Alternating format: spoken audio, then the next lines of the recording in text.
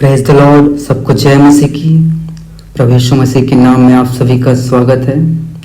तो आज हम लोग एक ऐसे विषय पर विचार करेंगे और वो है परमेश्वर के भविष्यद्वक्ता से सामना। एक मनुष्य जो परमेश्वर की आत्मा से परिपूर्ण है, क्या आपका कभी परमेश्वर के भविष्यद्वक्ता से सामना हुआ है? परमेश्वर के भविष्यद्वक्ता से सामना करने पर बहुत से लोग प्रभावित होते हैं, लेकिन यही बात समूह जादूगर के बारे में भी कहा जा सकती है। कभी कभी मनुष्य जो कहता है वह हो भी जाता है। लेकिन प्रेरितों के काम उसका 16 अध्याय 16 से 18 पद में भविष्यवाणी करने वाले एक युवती के बारे में भी कहा जा सकता है। वह एक दुष्टात्मा से ग्रसित थी, जो वास्तव में यह मान्य रखता है कि यह कि क्या भविष्यद्वक्ता लोगों को उनके पापों और उनके दुष्टता के कामों से बदल रहा है। जैसे यिर्मयाह 23 अध्याय में उसका 21 और 22 में लिखा है, ये भविष्यद्वक्ता बिना मेरे भेजे दौड़े जाते और बिना मेरे कुछ कहे भविष्यवाणी करने लगते हैं। यदि ये मेरी शिक्षा में स्थिर रहते तो मेरी प्रजा के लोगों को मेरे वचन सुनाते और वे अपनी बुरी चाल और बुरे कामों से फिर जाते हैं। परमेश्वर अपने भविष्यद्वक्ता को इसलिए खड़ा करता है कि भविष्यद्वक्ता लोगों के पापों को उजागर करे, उसके दुष्ट कामों को उजागर करे, ताकि वे उस दुष्ट कामों से मन फिराए और प्रभु की ओर लौट आए। यही सच्चा भविष्यद्वक्ता है, जो लोगों को उनके पापों के विषय में डांटता है, लोगों को उनके पापों से उसको जागरूक कराता है। क्या आपने कभी किसी पास्टर को परमेश्वर की सामर्थ्य से प्रचार करते सुना है? जुनून सामर्थ्य के बराबर नहीं है। जुनूनी प्रचारक इन दिनों की कलीसिया में उत्सव के उन्माद में उत्तेजित कर सकते हैं, जबकि वे लोगों को उनके पापों से दूर करने में सामर्थ्यहीन है। अफसोस की बात है कि थोड़े पाखंड और थोड़े कम दुख के सिवाय लोग जिस तरह भवन के अंदर जाते हैं उसी तरह भवन के बाहर चले आते हैं। शायद लोगों को और दुख की आवश्यकता है, उनके पापों के प्रति एक ईश्वरीय दुख की आवश्यकता है। जैसे याकूब 4 के 8 से 10 में कहा है, हे पापियों, अपने हाथ शुद्ध करो और हे दुचित्ते लोगों, अपने हृदय को पवित्र करो। दुखी हो और शोक करो, रो, तुम्हारी हंसी शोक में और तुम्हारा आनंद उदासी में बदल जाए। प्रभु के सामने दीन बनो तो वह तुम्हें शिरोमणि बनाएगा। एक और वचन पढ़ेंगे, 2 कुरिन्थी 7 का 10। क्योंकि परमेश्वर भक्ति का शोक ऐसा पश्चाताप उत्पन्न करता है जिसका परिणाम उद्धार है, और फिर उसको पछताना नहीं पड़ता। परंतु सांसारिक शोक मृत्यु उत्पन्न करता है। संसार को ज्यादा खुशी की आवश्यकता नहीं है। स्वर्ग के दृष्टिकोण में संसार को और अधिक दुख की आवश्यकता है। हंसी से खेल उत्तम है, क्योंकि मुंह पर के शोक से मन सुधरता है। सबोपदेशक 7 का 3। पश्चाताप के विषय पर थोड़ा सा नरक के आग का प्रचार कपटियों के घर को बहुत दुख कर देता है। मूर्खों के गीत सुनने से बुद्धिमानों के घुड़की सुनना उत्तम है। सबोपदेशक 7 का 5। जब प्राचीन काल के पाखंडी यहूदियों का सामना सच्चे भविष्यद्वक्ताओं से हुआ, तब का समय ऐसा ही था। उन्हें डांट पड़ती थी। परमेश्वर कपट की दुर्गंध को सहन नहीं कर सकता है, और न ही भविष्यद्वक्ता इसे सहन कर सकते हैं। एक सच्चे भविष्यद्वक्ता का सामना करते समय एक विशेष अंतर है।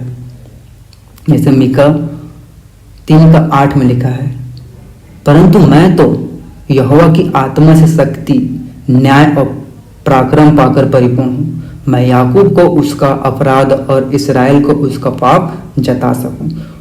है ना, जो सच में परमेश्वर की ओर से भेजा गया है, जो सच में सच्चा भविष्यद्वक्ता है, वो आपके पाप, परमेश्वर के न्याय और धार्मिकता के विषय में आपको जागरूक करेगा। पवित्र आत्मा जिसके अंदर है ना, या जिस भविष्यद्वक्ता के अंदर है ना, तो उसका कार्य है, पवित्र आत्मा का कार्य, जो पाप, धार्मिकता और न्याय के विषय में क्या करता है, वो निरुत्तर करता है।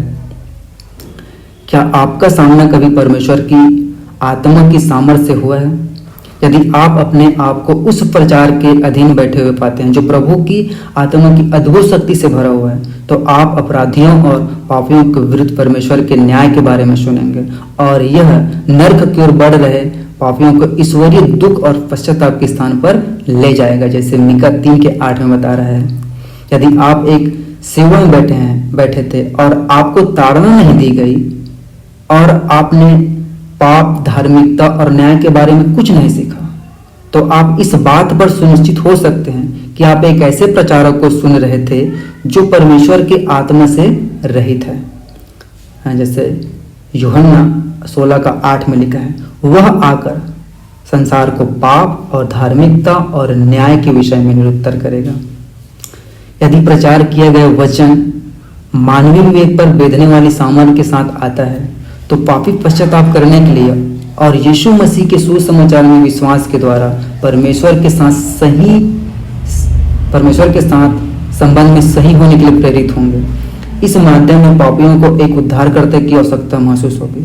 हालांकि शैतान के द्वारा पश्चाताप रहित पापियों को पाप पर अधिकार और विजय प्राप्ति के बिना उद्धार की प्राप्ति को प्राप्त करने के लिए मजबूर करने के द्वारा एक झूठी शांति प्रदान करने के लिए झूठे भविष्यवक्ताओं को चालाकी से नियुक्त किया जाता है।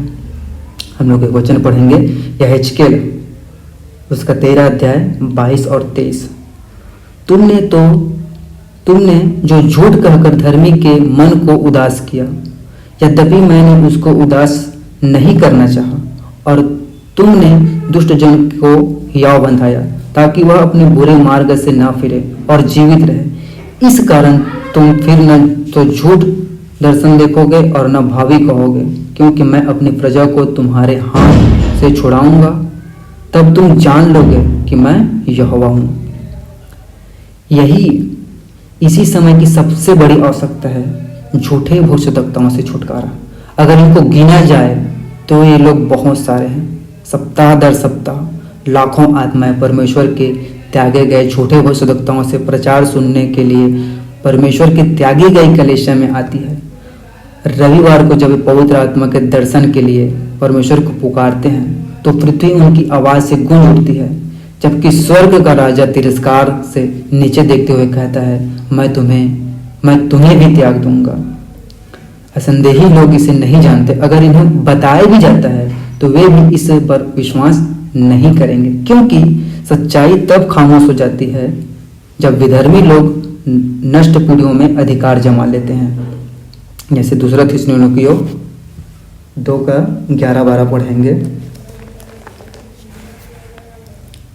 इस कारण परमेश्वर उनमें एक भटका देने वाली सामर्थ को भेजेगा कि वे झूठ की प्रतीति करें, ताकि जितने लोग सत्य की प्रतीति नहीं करते वरन अधर्म से प्रसन्न होते हैं, वे सब दंड पाएं, है ना। तो यहाँ पे परमेश्वर के न्याय को हम लोग देख सकते हैं, है ना। और एक वचन पढ़कर हम लोग लास्ट करेंगे, गलातियों 4:16।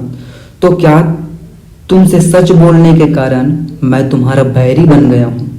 Praise the Lord. सबको जय मसीह की। हमारे इस चैनल को आप सब्सक्राइब कीजिए और लाइक कीजिए और शेयर कीजिए, ताकि हम ऐसे वचन आपको और भी आगे देते रहें। सबको जय मसीह की।